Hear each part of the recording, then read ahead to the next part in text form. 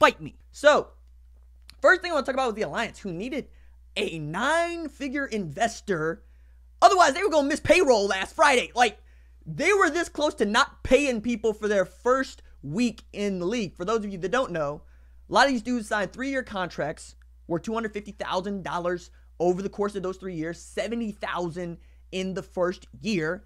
They got some names in the Alliance, notably Trent Richardson, whose Birmingham Irons seemed to play a lot of defense, looked pretty good. We know about the San Antonio Commanders having a couple OU cornerbacks in Zach Sanchez, there it was, and Jordan Thomas, right? We know that Trevor Knight is backing up an undefeated Arizona Hotshots team, but the Alliance is in bed with, I shouldn't say in bed with, they are partnered with the NFL Network, Turner Sports, right? And Bleacher Report. You would think that this means that they were flush with money, especially since games are broadcast on CBS, which is broadcast television.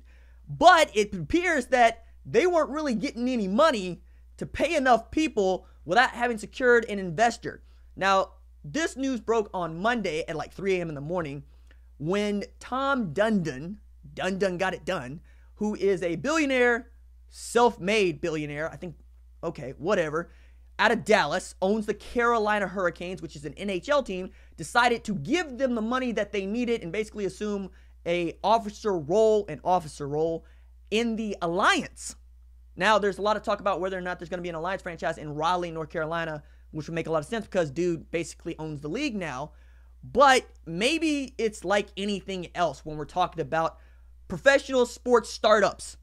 We're all led to believe that there's a lot more money in professional sports than there actually seems to be, or at the very least, there's not enough outside of the major brands, those be the NBA, the NFL, the NHL, and Major League Baseball. Even Major League Soccer took about 15 years before we actually started to take them seriously because even their rules were about as wonky as the Alliance. Like, the way that they used to settle ties was ridiculous.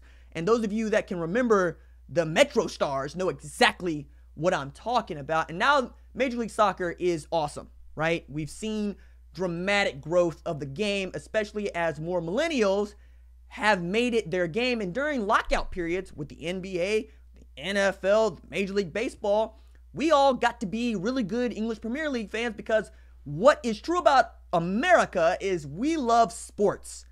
And somebody somewhere is going to give us our sports. And if that means we got to go across the Atlantic to get our sports, we were willing to do it. Which is another reason why things like the Alliance and the XFL can succeed.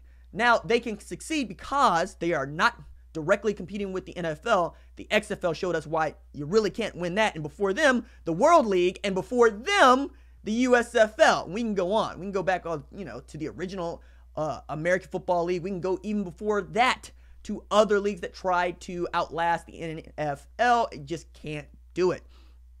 But in their current form, the Alliance and the XFL feel like they can win and win at the expense of each other, right? I don't think there's going to be an Alliance or an XFL 3 years from now. I think one of them is going to cannibalize the other. And right now, you got to put your money on the Alliance because they're playing football, right? We're still waiting on the XFL to fill out all 8 of its teams. We know that they're going with this concept of coach and general manager. Seems to be kind of cool. Pep Hamilton, offensive coordinator, Michigan, that's a good hire. Bob Stoops, obviously, Oklahoma Sports Hall of Fame, shout out to him. Good hire out of Dallas.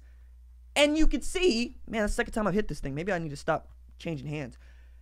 You can see how this is going to work in theory. Now, 3 weeks into the Alliance, we've already seen one major snafu, right, with the whole maybe we don't make payroll thing, which is a small business problem. It's not the kind of problem you want to have when you're Alliance and you have this much exposure. But they got it fixed, right? Could have been a really big deal. Turned out to not be a really big deal.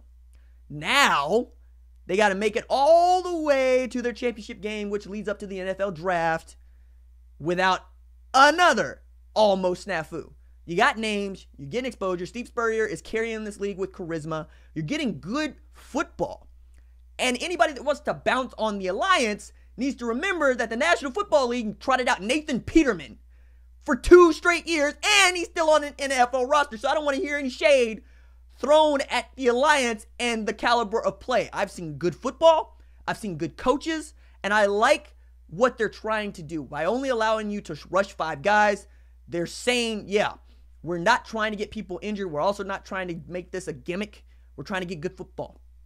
With 30-second play clock as opposed to 40-second play clock, they are trying to speed up the game by saying no extra points. You're going for 2. We're trying to make the game more exciting.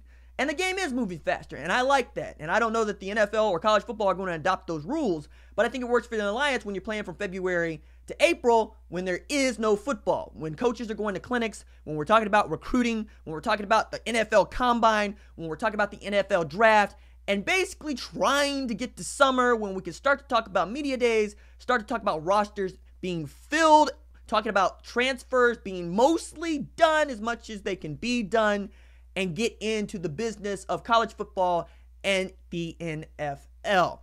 So I'm still here for the Alliance. I'm definitely still here for the XFL. But we got a long way to go before we can feel great about those 2 developmental leagues supporting the NFL and putting their talent, most importantly, back into the NFL in a major way. Let's check the chat.